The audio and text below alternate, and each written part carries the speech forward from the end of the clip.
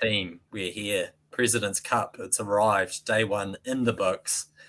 Pretty dominant from the USA team, it has to be said, but that was to be expected. And we've got a special guest here today, the one and only Model Maniac. How are we, buddy? Good. Could be better. I landed up having a bet on the only USA team that lost today, so rough, and I bet it at -150, so you're basically losing a unit going 1-1. But it was dominant on the scorecard, but I don't think it was that dominant actually of a performance. I think everyone on the international team actually did quite nicely, so we can dive into that at some point. But I'm doing good. I love this stuff, dude. It's so much fun watching match play golf for a little bit. It is. It's great to have the team format coming back. Great to have the match play, as you said, because we only really we get the WGC match play once per year, and then either the President's Cup or Ryder Cup. So it's pretty few and far between when we get these opportunities to look at these individual matchups, and it creates some interesting opportunities in terms of the markets. What were your thoughts going into day one and then compared to how it played out? Something that I'm going to be taking a much deeper look at is how the picks are going to be played on a hole-by-hole basis, if you're going off on the odds or evens, because I think what we noticed was the international team kind of made a bit of a charge towards the middle of the round where they started getting onto the par threes, which is, I think, where they aren't at as big a disadvantage as they are on the par fours and par fives, because the US team is just so dominant off the tee outside of Pendrith, really. So, when it comes to the par threes, they can 12 guys, 6 of them were international players inside the top 12 of the best approach players from like 175 out. So, I think they got a really good chance on the par threes there. And I'll be trying to key in on that the following day. But tomorrow it's kind of just a free for all. We can make the most birdies. Let's see who's got the most upside. Let's rock and roll. Absolutely. Look, I think that's a really interesting observation because you're right. I mean, like you've got Pendrith and then, of course, Davis as well can get the ball out there.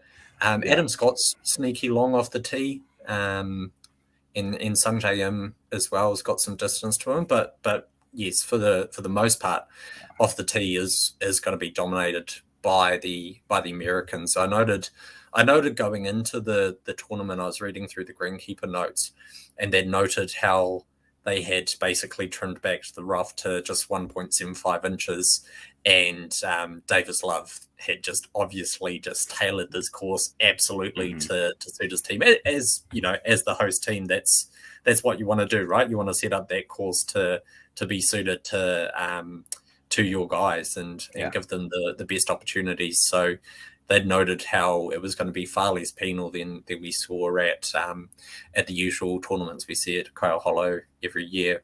So that was quite interesting to see, and I think it's interesting to note that par three element. I wonder, we got any options on par three scoring for day two?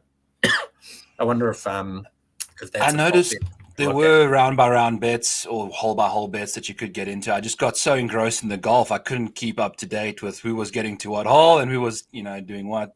But it's available out there. But I don't even know.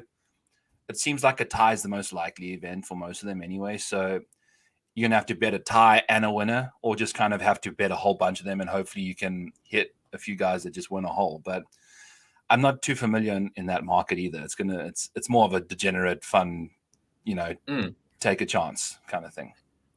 Which it should be. I mean, that should always be the way that, if you're not doing this professionally for a living, it should be something that gives you some entertainment. And obviously, I mean, so many of these matches, I mean, every single matchup is going to be a favorite on the USA side, just given the strength of the squad, right? So not entirely, but I got a favorite for the international team that I'll talk about. Okay, right. Yeah, but if you can, I mean, the iron play, I guess, is an area where we expect potentially the internationals to, if they haven't got an edge, to at least be a bit more competitive rather than those full match options. So I quite like that angle you're taking there. Welcome, Ivan. Good to have you in. For anyone who is viewing feel free to chuck some comments and questions into the chat, because here to answer anything that you have out there as well. From my point of view, going into the day one thing that I do want to talk about was, and I hope you don't take offense to this, being formerly from Joburg, but I thought that Trevor Immelman really cocked up the selections for the pairings for day one. I'm in semi-agreement with you. I would agree. I think throwing out your second best, I think M and Connors was the A squad, which also I think they had the best chance against Spieth and JT today, and there was one hole swung it basically to up, 2 down, could have been all square when they left the hole 2 down. But yeah, throwing Adam and them out there immediately and just getting checkmated, like you started off 0-1 right away. You didn't even have a chance because Paddy X they just shut down. They are so good. No bogeys today. Only team. 100%. Yeah, I mean, they've got they're unbeaten, is my understanding, over foursomes, right? Now they're 5-0 when it comes to foursomes, and I think you're completely on point. I talked to Spence, who's at Tee Off Sports and a great tipster as well, one of our Win Daily experts, and the game theory behind it just seems completely missed by the international team and that first option. And what I would have said, I mean, this would have been a really funky way to play it, but imagine Immelman, first guys up there, first pair, puts up Seabears and Siwoo Kim. So he chucks his 2 weakest players out. So where does Davis go from there? He's got to play a pair against them, right? You're fulfilling the requirement to play each of those guys for at least one round out of the first four rounds.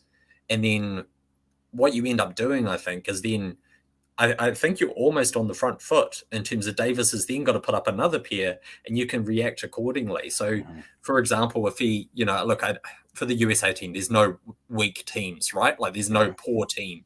But there are teams that are better than others and the rest of them are just good.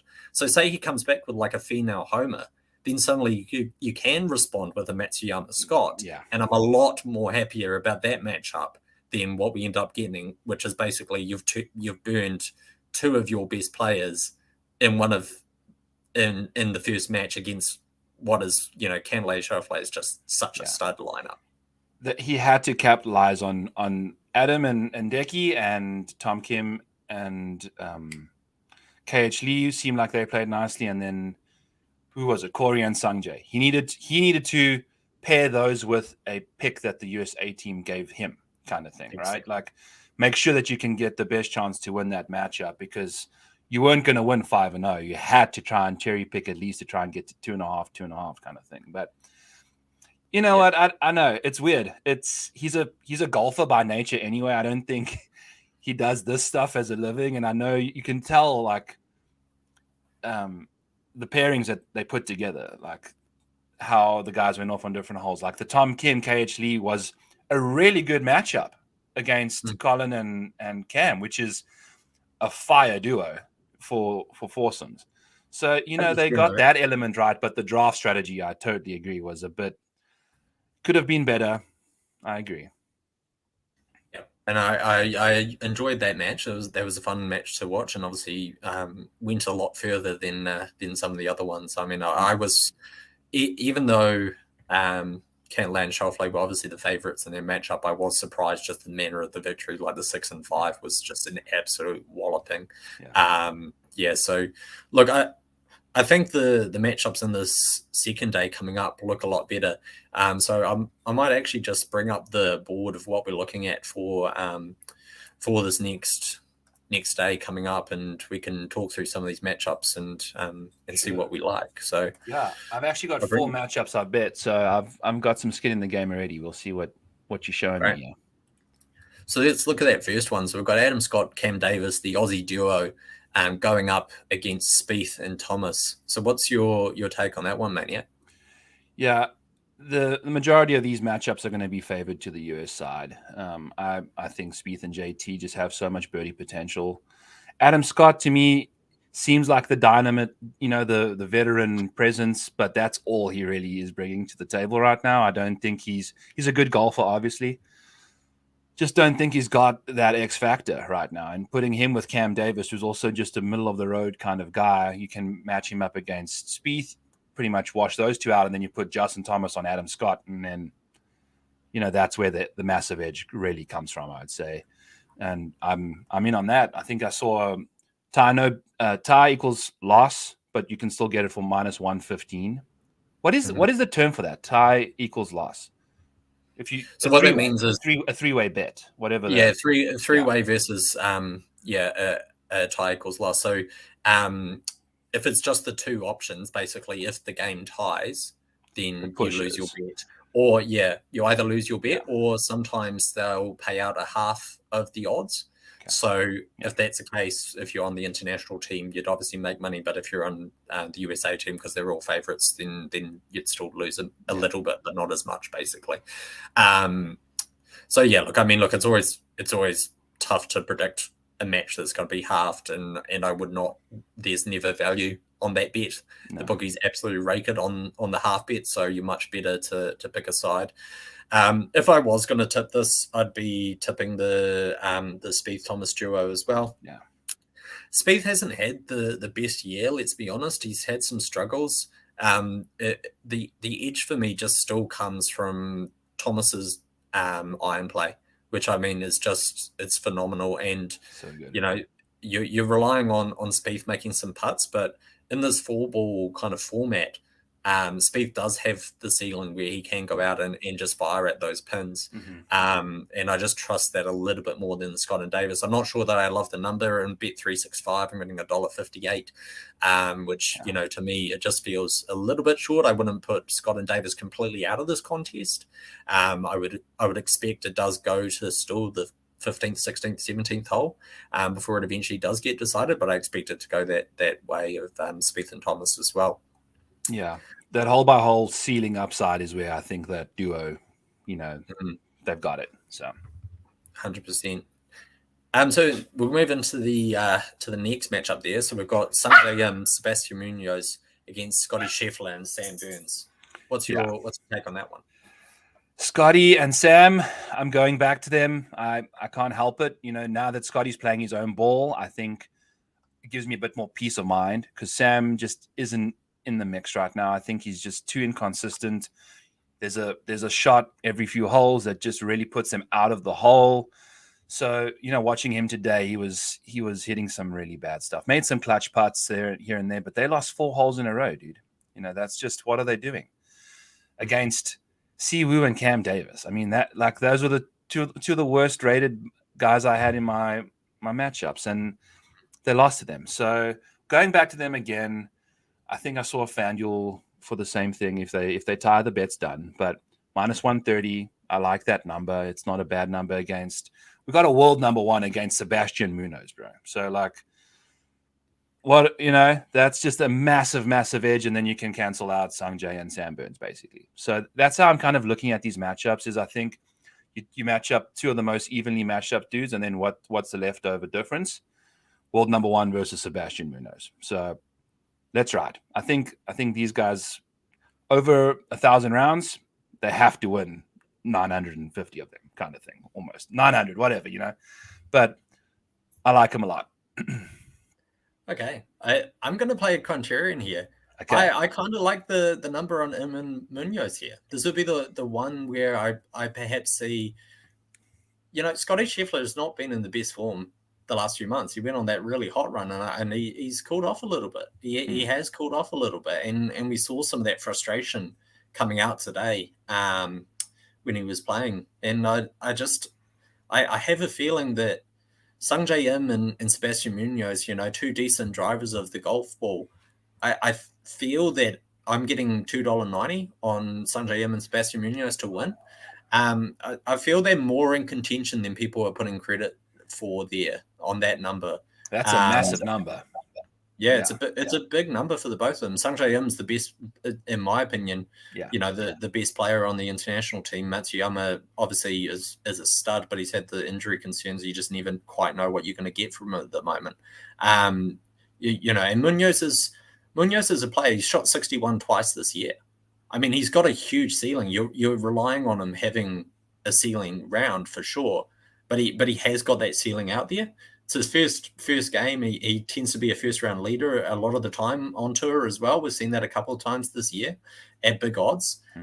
So I quite like the underdog in this matchup. I'm happy to take that number on the Sungjae and Sebastian Munoz. Yeah, the best I saw was like 2 bills, 2-1, which right. I mean, basically 3-1 is nuts. That's on a 1 round matchup.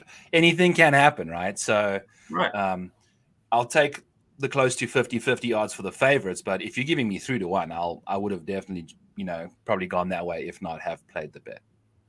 Interesting. I mean, to be fair, that's a bet as well where a tie is they're paying a tie $7. So Bet365 had the matchup $1.66 for Scheffler Burns, $7 for a tie, and and Munoz at $2.90. So I really like that $2.90 number. That'll be the way I go. I think that's value for me. So we move on to the next one. We've got Mito Pereira and your countryman. He gets a start. Christian Bezuidenhout coming out for the Saffers and going up against Kevin Kisner and Cameron Young. What's your take there? I think we got Bezzy and Kisner, who are kind of basically the same profile, both 2 thoroughbred short game specialists in a way, lacking distance off the tee, blah, blah, blah, not so good with the irons, but once you put them on the greens, anything can go in. And then you've got Cameron Young, who's now got a taste for a win in the big boy competition, who's going to be paired up against Mito.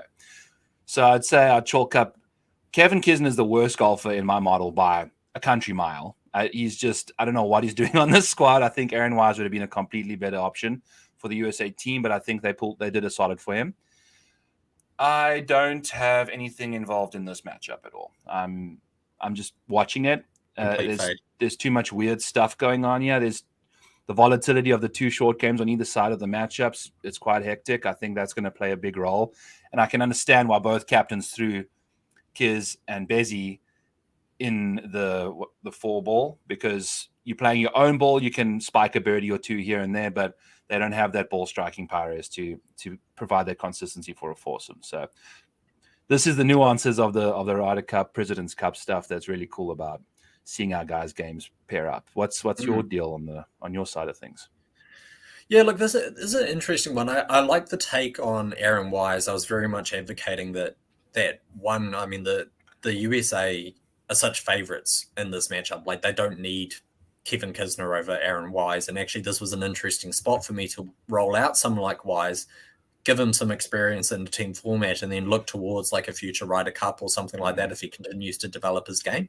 Like, obviously, he's not at that Ryder Cup kind of level yet, but giving him, you have to give these guys experience somewhere, right? Like, and this would have been like an interesting spot where, I mean, Aaron Wise, in terms of stroke gain metric, absolutely smashes Kisner out of the park for the last 6 months. He's been on fire. And I much would have rather have seen Wise in the squad than Kisner. In saying that, Kisner's got a great record with the match play. So the tough thing for me to make sense of in this matchup is Kisner's a great match play player, but how much of that is down to a course which is actually quite different to Quail Hollow? Like, the course where they play the match play is this narrow, short kind of course where somebody like Kisner is actually really live. Yes. And I don't know if that's if that's the same fact when we get to Quail Hollow, which is just such a driver's paradise. Yeah. I'm almost wondering if they did it as like a primer for when they go to Europe next year. I don't know what the course that they're playing at in the Ryder Cup's going to be, but I assume over in Europe it's probably a little bit shorter, that relies a bit more on the short game, which I don't know. You know the courses over there better than I do. Yeah. So last week we had the Italian Open on the DP World Tour, and that was played at Marco Simone, which is actually the host for next year, just outside of Rome. So it's the first time Italy's hosted it, which is awesome. Nice. And man, it was a great event. It was awesome. Also helped by the fact I tipped McIntyre and play at 125-1, and he came back. Yeah, baby. Nice. That's always nice, getting a triple figure winner on the books. But look, it was definitely there was more accuracy for sure with that course. In saying that, the rough was incredibly penal, but it's actually a decently long course. I don't think it's going to be, it's not necessarily going to suit the short hitters totally. The way I expect them to set it up will be with as long rough as possible. Basically, make it as penal as you possibly can. Will be the European strategy of like just grow out the fescue until it's like knee high, and then just rely on the fact that the Americans are going to put it into the rough and try and give yourself an edge on that side. So look, I think that's an interesting element as well to consider, is how these guys go into next year. Yeah, but even then, I think Wise is a play. I think he's still better than Kisner on that course. So 100%. Yeah, 100%. I think actually next year Wise with the extra distance would be a better play there too. Look, a little surprising, but I can understand them going to a player who's had such just a fantastic record the last couple of years at the match play. Because of that, I probably would still side with Kisner and Young in this over Pereira and Bezuidenhout.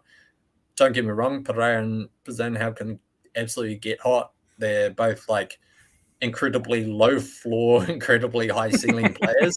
Like this, I feel this match could go like either of two ways. Like internationals could win like 2-1, or like the US could be done by the 12th hole. Like it could go really either way with this. And I mean, Kisner and Young, you're getting $1.75. I feel that's quite generous for, two players for me, which are just better players than Pereira and Bezuidenhout. If I'm getting close to that, 2-1 kind of number on an American pairing, I'm probably happy to take what risk there is that it's a bit too long for Kisner, and almost rely on Young to go out and have a great round. And I would say that their floor is just a bit higher than what you're going to get from Pereira and Bezuidenhout. Yeah, and Pereira's pressure game it's been on display a lot lately. Yeah. Well, not lately, but in big moments, he's not built for it really. The two last times we've seen him have to really hit a good drive, he's not, and it's been a quacker to the left and then a quacker to the right. So it's not been good. I mean, look, it was quite entertaining how quickly the President's Cup footage had the Pereira drive just from ready Southern to go, Hills. ready to roll that one out. Jesus, were you guys just waiting for this to happen so that you can play it? It was like, here it is. Yeah, like, wow. Poor bastard. That was rough. Anyway, yeah. So look, for me, I'm taking Kisner, Young, $1.75. Yeah. Happy to put some money onto the USA side. Anytime you can get a USA team at bigger odds, it feels like a good play. So what's that, plus 175? No, in terms of American odds, let me convert it for you. $1.75 will be a minus number. They're still obviously a favorite. So yeah, $1.75. That's minus 133. Okay. Yeah, for Kisner and Young there. The next, look, we've got the studs, Schauffele, Cantlay against Matsuyama, Tom Kim. Look, the only thing I'd say is that Cantlay and Schauffele's record in the four balls hasn't been like as elite as Folsom's, where they're undefeated. In saying that, this still just seems like such a one-sided matchup. What's your take? Yeah, this is the only matchup I've got that the two teams are actually in the positives for power rating. So it should be a good matchup to watch, skill-wise at least. And then, but even with them both in the positive, the favorites are the favorites by a long shot. And then, I saw on FanDuel minus 110 for Cantlay and Schauffele, which I think is very, very fair. I don't know what they're doing hanging that number on those boys, even though their four-ball record isn't as good as the foursomes. Hideki is just not in it right now. He's not in the zone. I mean, he hit that patented 3-wood today on that long par 3, and it came up like 30 yards short. So right. His driver he's got no confidence with his driver. It's putting him in the trees too much. The other two boys are just playing such good golf right now. If you're giving me like a woo-hoo, this is what I see it showing up in my podcast is just hilarious. It always catches me off guard. Yeah. Two guys with accents. Does he realize that American is also an accent? That's what I'd ask for Sia. American's an accent, okay? It's an accent. If you're hanging about with 250 million other Americans, it might seem like that's the common accent. There's a lot of people in the world. We've all got accents. It's just that yours is more common with the people that you're hanging out with. Exactly. But pleasure, of course, to have the man himself in the chat. Yes, love him in the chat. And I always go to Subway and they ask me, so does my accent sound like an accent to you? I'm like, well, yes, if you came to South Africa, it would obviously sound like an accent. It's like, and I don't want water on my sandwich. I want a tomato. They always get that mixed up too. But anyway. Funny. Yeah. No, I've had my moments when I've visited the States of people trying to work out where I'm from. The most common is British. Everyone thinks I'm British, which I don't get. Some get closer. Some get an Australian. Sometimes they get accused of being an Australian resident, which, you know what, that's fine with me. At least you're in the ballpark. At least you're closer. But yeah, no, it's always fun times. I get Australian far too much. Anyway, moving on. Yeah, no. Look, for me, again, I just think you just have to roll out Cantlay and Schauffele. What I do like here is if we take a Cantlay Schauffele win and we take a Sungjae Im Sebastian Munoz win, you'll get a double with $4.83 for me. That's 380 plus 383 American dollars. I quite like that little parlay. I understand the risk with Im and Munoz as a play, but pairing it with something kind of which I feel is very safe, which is a Cantlay Schauffele victory, you're kind of just smashing that number even higher. And I'm really confident that Cantlay Schauffele take this matchup out, despite Matsuyama being a stud. As he said, he's been a little bit off. Tom Kim, still 20 years old, still very inexperienced, huge ceiling. This guy is obviously just going to be an absolute stud on the PGA Tour for many years to come. But he's still new to this format, right? And I'd absolutely favor Cantlay Schauffele. And if I compare it with something where I think there's quite a bit of upside, you're just increasing that leverage a little bit more for me. I've got no qualms with that. I love that idea. Yeah. But I want to just say quickly on Tom Kim. Man, was it fun watching him play, because he would hit his shot in first because he was on the same rotation as Colin, who's the best iron player in the field. And he was hitting his irons to about the same distance for the most part as Colin was, from 30 yards behind him, because he was taking all KHD's drives and Colin was off cams. And he was still, man, he's a baller, dude. He's an absolute baller. So I'm looking so forward to watching him play some more golf. 100%. And I'm in that vein, I'm really interested to see what the bookies do with him for the rest of the year, because we haven't got that much data on him. We haven't got many stats on him, whether they're actually taking into account that ceiling. He's obviously a lot more well-known since that Wyndham victory. That obviously put him on the radar for the majority of people who went on him already. So it's going to be interesting to see what sort of numbers we get out of bookies and which spots they prefer him. So something to keep an eye on as we develop through the season for sure. So final one, we've got Connors Pendrith, the O Canada Mounties matchup against Billy Ho, Max Homer. Where are we going with this one? PointsBet's got plus 160 on the Canadian boys. Let's ride.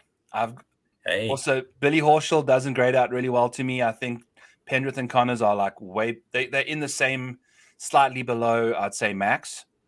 Max would be tier A in this pairing, and then the other two Canadians tier B, and then I'd put Billy in tier C. So give me plus 160 to win this thing. Let's go. Taylor Pendrith, explosive. Corey, he's a good match play player. I think just the vibe with him and Sungjae was atrocious today. Give him a Canadian maple syrup, sweet, loving duo. Let's go. I don't know. It can change so quickly in a round, right? So plus 160 on PointsBet was a very nice number. I saw it plus 120 elsewhere. So that was a nice, juicy number. Jumped on that bad boy. I think it's still out there. Yeah, so I get that number as well, $2.60 on Bet365 for the matchup. But Pendrith hit an amazing putt, obviously, to keep things going for the team today. My concern comes with Connor's putter, as it basically always does with him. His iron plays elite. His driving's fantastic.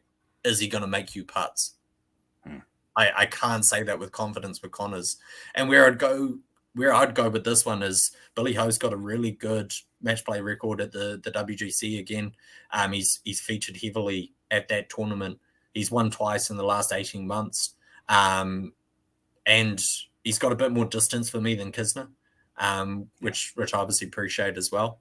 Max Homer as well, coming in hot. He's talked about the incentive he's had by people giving him a hard time about live players not being in the squad, and that's the only reason he's in the team, and that's why he had such motivation going out last week and chipping in on that 18th green rather spectacularly to take the victory over Willett, which I heard that someone got matched on an $1,000 bet, 1,000 to 1.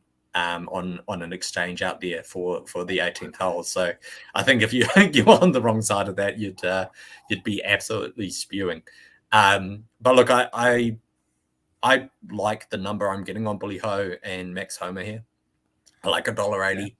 I feel that again. I feel it's generous. I feel Connors again. I feel his floor is just very low given the way that his putter's been going.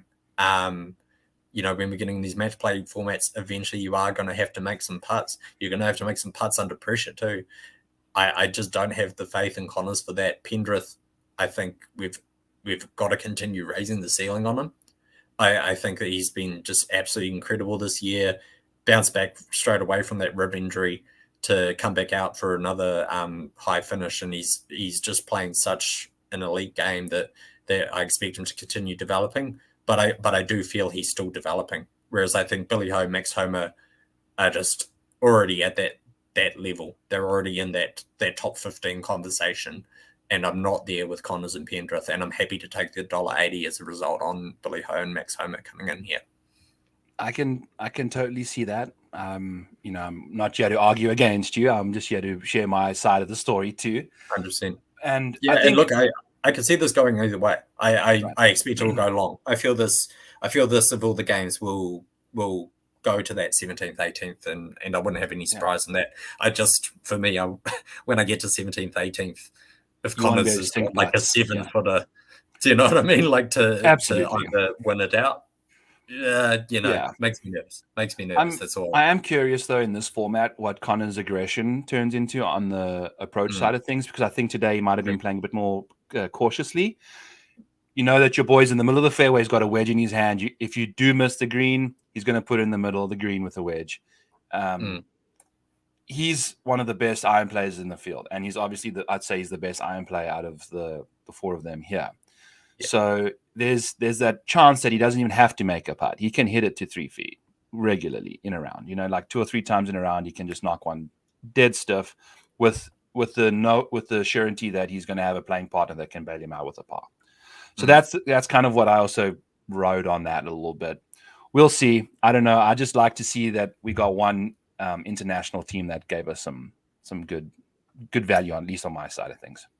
Yeah, I mean, look, that's it, right? I mean, the internationals they need to be in touching distance when it comes to singles. Like they need to be within 3 to 4 points and then hope that singles just goes their way. That's the path to victory for them is so narrow, but I feel that's the only way they can do it is be within 3 or 4 come the final day and just hope that you just have the greatest day of your life. That has to be it, right? Yeah, you need that 1 out of the 1,000 that happens on that day in order to win singles for the international team. I totally agree. So I'll just run through my numbers again, and if you want to do the same, so I've got $1.58 Spieth and Thomas. I've got $2.90 Sungjae Im and Sebastian Munoz. I'm taking $1.75 Kisner Young. $1.66 Schauffele Cantlay. As I said, I'm probably going to be more pairing that up with some sort of parlay, possibly with Im and Munoz. And then Billy Ho, Max Homer, $1.80. If you put all of those together, you'd get a 5-way parlay, which has a 24 to 1 odds. So that would be my play there. How about you? Yeah, we'll throw some parlays together too. Why not? So I'm in on Jordan Spieth and Justin Thomas -115 over Davis and Scott.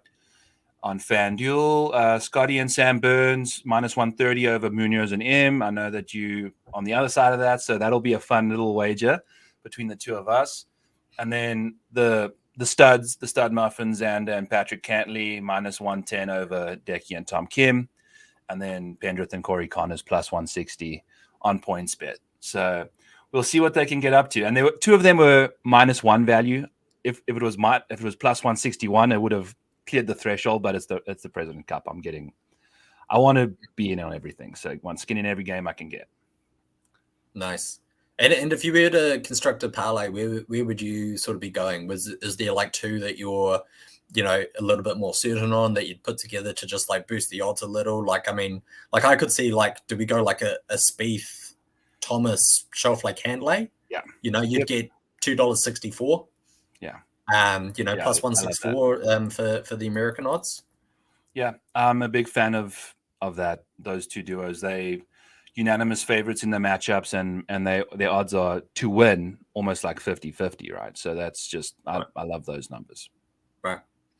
Final one I have a look at, and I might actually just move the screen to display this, is some of these prop bets around the exact score for the day coming up, which I think is a really interesting play as well, rather than perhaps taking some of these matchups directly. Whether you look at like some of these other options that are out there, and whether you can find some value in there. So I'll just switch that one out, and we can have a look. And I was looking at the US 5-0 today, which I think was +700 or something crazy. Yeah. So here's the Bet365 board as we're looking at it here. So let's have a look. Look at some of these numbers. For me, I like this 450 that I'm getting 4-1. Yeah. I suspect it's not going to surprise me if we get one international victory. Anything more, I'd probably be shocked. And I think they can get one, right? Like a lot of their games today were perhaps a lot closer than people think. So $4.50, and then that's taking some of that element of risk of, betting like a pair, like with Munoz or with Bezaden out and Pereira, like where you're just relying on a ceiling day instead just taking it overall and just looking at the 4-1 scoreline. Absolutely. Yeah. If you look, if I'm looking at my stuff, if you got the Munoz international team as a win, and I've got Pendrith and the Canadians as a win, right, between the two of us, we've got one win on the international side there, kind of thing. So yeah, at 4.5-1, I like it. Also, it was so close today, though. It's really tough to really, it's so difficult, especially match play in a single round. Anything can happen. One blow up hole doesn't matter. It's just you lose one hole. So that's the tough part of match play, and the volatility is like reduced, but also enhanced. It's crazy. So, but it's fun. That's what we like to do here. So yeah, I like the 4-1 for the USA for sure. Absolutely. And I mean, the other number that's catching my eye here, you can probably tell me. What do you think? Oh, sorry. What is catching your eye is a 5-0 sweep 13-1 is pretty nice, isn't it? I mean, that seems absolutely within the realms of possibility. Yeah. 13-1. Yeah, I'd agree. I mean, it was close today, but also the Americans had to do a lot of things wrong to get into that situation. So, yeah, 13-1 at a nice sweep. I think I love it. What would happen if you parlay what is a parlay of those odds? If you parlay all the favorites, all the USA guys, I wonder if there's a difference between the two. There will be. Because then that's exactly the same thing, right? 5-0. Yeah, look, I mean, that's even better. So parlay that. 13.89. Yeah, you get an extra bit. So yeah. So if instead of betting 5-1, just parlay everyone. Yeah, giving us the edge. That feels incredibly generous for me. I mean, look, I agree. It would not be out of the realm of possibility whatsoever that the Americans go 5-0 let's face it, they nearly did it today. Basically, they really did. Yeah. I mean, they were until those last like 4 holes, as you mentioned. It was looking that way. If this was just going to be a clean sweep, and for that to happen in day 2, not out of the realm of possibility whatsoever. Yeah. I quite like that number. I'm gonna consider that very very closely. Yeah, what would you say? Out of every 7 rounds, they would probably win 5-0, maybe. Yeah, at least 10. Yeah. I think anywhere more than 10 seems like let's go. I'm in. Let's ride this. I'm down. I mean, to put it into perspective, if we turn that 1389 into an implied probability, they're giving it a probability of that happening of 7.2%. Yeah, I'd say it's like 20, almost. Right? Like, just thinking out loud, right? I mean, I might be a little bit wrong, but even 15, call it. You're giving us way too good odds. I'd agree. It seems generous. Yeah, that's gonna be a button for sure. And you can, and the thing about that, such a big number, is you can bet the 41 and then sprinkle a little bit on the 5 and no, or the parlay, whatever. Right. Are you just you're hoping that none of the matches tie, and you're hoping that both Munoz and Pendrith, just don't fire, because I mean, I guess that would be the risk, is that they take 2 of them out. I don't think they take 3. I mean, feasibly you could cover all 3, but again, then you're exposing yourself a little bit too much. I'd rather just keep your bets a bit narrow and not eat into any of your potential profit. So I'd probably go, majority of it on that 4-1, and then probably sprinkle a little bit on this 5-fold at 1389. That feels just generous, right? And I spoke to you a bit about this over Twitter, right? Like the way that I approach these, like I'm not necessarily looking for winners. Like, I mean, that seems like a really odd thing to say, but I'm not looking for winners. I'm looking for positions where the chance that they're giving this of happening is actually lower than what the real chance is. Yes. And my theory is, the more I put myself in those positions, that over time, regardless of whether that bet wins or not on this particular day, I'm playing an edge where if that's a 12%, that it's 5-0, and the bookies are rating that as 7.2, I'm playing that margin, and then over time, that's going to add up. And I mean, that's been the way that it's played out this year. Oh, talk dirty to me, man. I just love, I love that kind of thinking. I love that approach. I think that's a great way to go about it. Like at the end of the day, there is a bit of where you like, can this guy actually win a tournament, that you have to apply to your bet a little bit. Right. But I totally agree. If you can get a big edge and you just keep accumulating those edges over time, you can really build yourself a nice little balcony of luxury kind of thing. So it's totally something I'm going to be trying to really improve on as well in the future to myself. It's a difficult thing to do, right? Because everyone loves picking a winner. Like picking a winner is like, it's sexy to pick the winner. Like that's the flagship kind of thing that you can put out there. Mm-hmm. Like, I've tipped a winner this week or whatever. But actually, like I find the thing that keeps the ball rolling is hitting those top 10s, those top 20s, hitting those matchups, finding those spots where you're consistently playing an edge, where you're playing an implied probability, which is out of kilter for what the actual odds are. And then over time that accumulates, and then every so often you hit one of these home runs, and that's when the tickets really hit.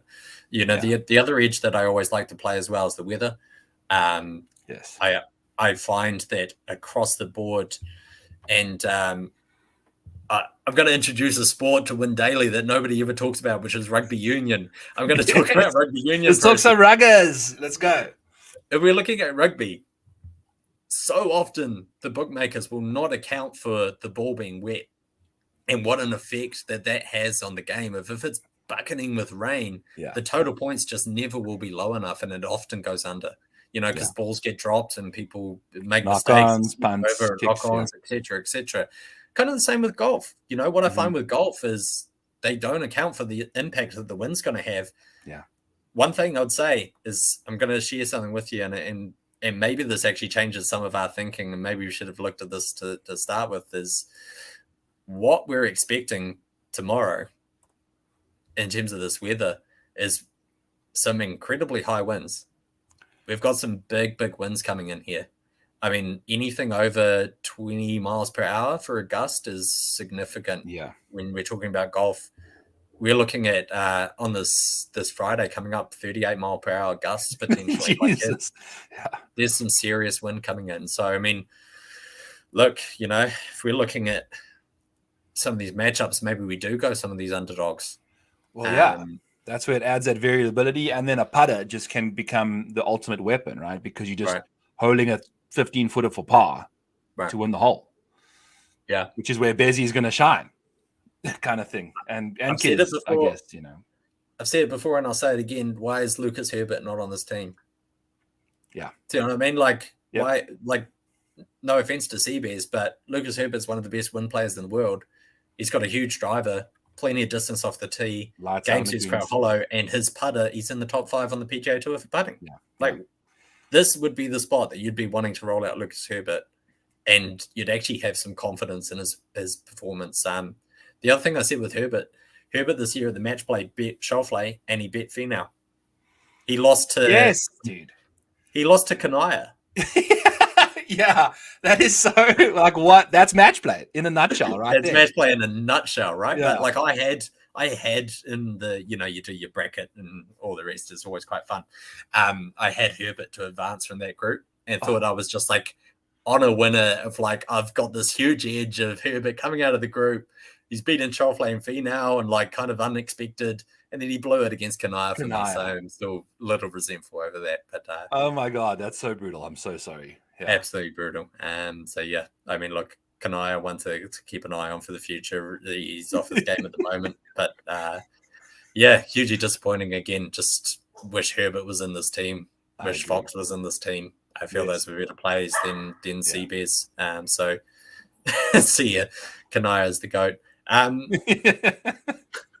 I know C is not in a position to join us in the stream, but it's great to see him in the comments. And look, the other guys who are watching, if you've got any questions before we wrap this thing up, chuck a question into the chat and we'll be happy to answer it for you. And any takes that you've got, free of charge. Absolutely happy to give us some advice. So what if these gusts are going to be making guys miss a bunch of greens? What are we leaning towards yet tomorrow? Are we looking for guys with some good short game, or are we still going towards ball strikers? You want to prioritize some short game. You're going to want to prioritize some putting. You're wanting to, I mean, look, the rough isn't penal, right? Like, so in some ways, if everyone's going to be missing the green, you're going to want some distance, right? Because you're better to be in the rough 40 yards further up the course than further back. Yep. In saying that, the rough's not massively penal, but you can expect that more and more of the players are going to be missing fairways just based on the wind. So that's going to be important to take into account as well. I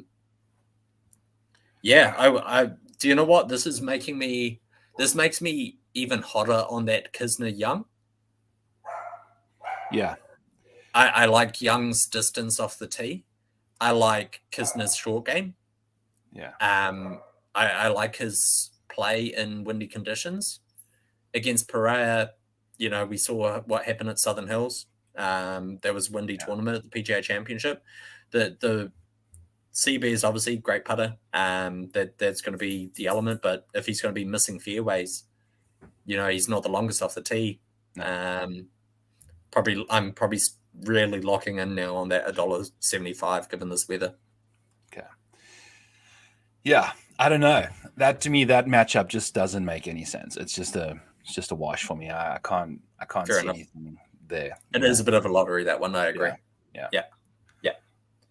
What about you? Does the weather change any of your thinking on any of these matchups? Not necessarily. I do think that it still rewards good ball strikers. You're still going to be hitting more greens than the guys that suck at irons anyway. But yeah, I don't know. They're in. It's too late now. Anyway, I've bet them, and I'm just going to roll with it. Exactly. This is where the cash out option becomes comes very much in play. Is when I should have had this podcast before I bet. So no, it changed my mind. Sure. Zero. No, but definitely would lean on a little bit more around the green short game prowess. But I still like JT and Spieth. Geez, dude. Between those two over Cam Davis and Adam Scott. I mean, that adds an edge to that matchup all day. I agree with that. 100%. Scotty and Sam Burns as well. I would say that's a wash. Sungjae's short game's very, very tidy. The Mito-Kisner matchup, also the short game for both of them are very tidy. And then Cantley and Xander, that's going to be where those two boys are just so neat around the greens. And then Pendrith, Connors, Billy, and Max. I'd say that Max and Billy probably land up with a bigger edge there because I think their short game is much tidier too. Yeah, I agree. So that $1.80 that you're getting on Billy Ho, Max Homer, we're thinking Corey Connors putting in windy conditions. I know that's looking, like given Connor's elite iron play, like that's what he relies on, right? Is getting that ball to within 4 feet where he just can't miss the putt because it's so close, right? That's what you need with Connors. And I don't know if you're going to get it in this wind. That wind, right? But also in a windy match play environment, I'm totally okay being on a dog as well. Because who the hell knows what's really going to happen? So 100%. Many ways to skin a cat, my friend. I don't know. We'll see. It's going to be fun. It is. It's going to be interesting to see how it develops over this last day. What's your take on the Liv guys not being here? Do you think? Obviously, for me, it affects the international team a lot more. They're missing Cam Smith, they're missing Neiman, Usti. And another Leash is a really good match player. Leash, Mark Leishman. There's a number of other names they could potentially go to. Answer, I think, gets missed. I keep forgetting that Abe Answer's gone. Maybe that says something about Abe Answer's game that he's not on the tour and I don't really miss him. But I keep forgetting that he's highly ranked in the world rankings and probably would have made the squad if he was eligible. What's your take? How do you see this developing in the next couple of years? Because let's face it, Liv's going to be here for at least another 2 years. Yeah, no, it definitely took outside of Cam, I'd say it took the floor out of the international team. The bottom end of their roster is just garbage right now. So they needed Leash and Answer and Neiman to just give them a puncher's chance to beat someone that they go up against. Whereas now we got Siwoo, who almost won today, he did win today, but I'd put that on the back of Cam. I think Cam played out of his mind. That 3-wood he hit into that par 4. Sorry, getting very sidetracked, but that was so good. What a great shot. But yeah, if you look at the US guys, it was DJ and Cam, pretty much you can cancel them out. But then you got Brooks, who wasn't doing anything. Patrick, who's a great match player, but also all of those US guys, game in decline, right? So I definitely think it impacted the international team, but I don't know if even those guys were on there would have been that big of it. This US team is so dominant right now, dude. They are so solid. It's going to be interesting going into the Ryder Cup as well, just seeing the Europeans are going to need some. I feel at the top it's fairly close. When you're looking at like the Rahm, McIlroy, Hovland, Fitzpatrick, like those first 4 for the Europe side are studs, and they can beat the Schefflers of the world for sure. What they really need is people like Robert McIntyre last week or Rasmus Højgaard. You need those guys over the next year to develop. That's where this Ryder Cup ends up getting a bit closer. All right, we best wrap this up. I think we're getting to the hour mark. Last call. If anyone's got any questions, this is your final opportunity. Last call. I'll ask you before we wrap up your best bet. You're putting $100 on a matchup, a parlay, a correct score. What are you looking in, given everything we know? JT Spieth over Adam Scott and Cam Davis. Right. I just love that bet, especially with the win coming up. Those two guys short game, so much tidier than the two Australians. Also, I love it when the Australians get their ass kicked every now and then. So, hey, me too. We're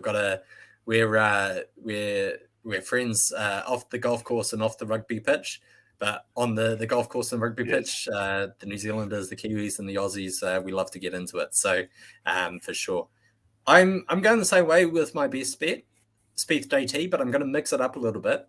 I'm going to parlay it with Billy Ho and Max Homer, because given the weather, as I said, I'm not loving Connor's chances in terms of putter, and they're not going to be taking that weather into account for me. So I'm getting $2.85 or plus 185 for that 2-leg parlay. So I'm going to make that my best bet. That's where my $100 are going. Spieth JT going into Billy Ho, Max Homer for the wins tomorrow. Cool. Maniac. Yeah. I'm a CC on my email to PointsBet tonight asking if I get my money back on that Connor's bet.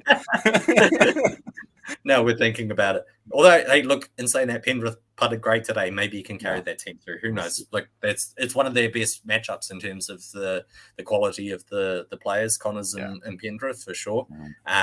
There's a risk involved with that bet, absolutely. But I'm playing that weather element there. That 180 is going to be value. And Spieth Thomas just feels like a lot for me now. Maniac, any last thoughts before we wrap it up? No, thanks for having me on. I had to think once or twice before I accepted because I'd had 1 or 2 beers just watching the stuff. So happy I could keep it together. Going to watch the second half of this game, which also looks like it's being played in South Carolina. And it is. No, dude, thanks for having me on. I love chatting golf with you, and I'll be happy to do it tomorrow again, whenever needs to be done. Absolutely, yeah. We'll be back tomorrow, give another review of the day, all your updates of how things have developed, how the bets have developed. Maniac, thanks for your time. Thanks for being here. There's only one last thing. Sports.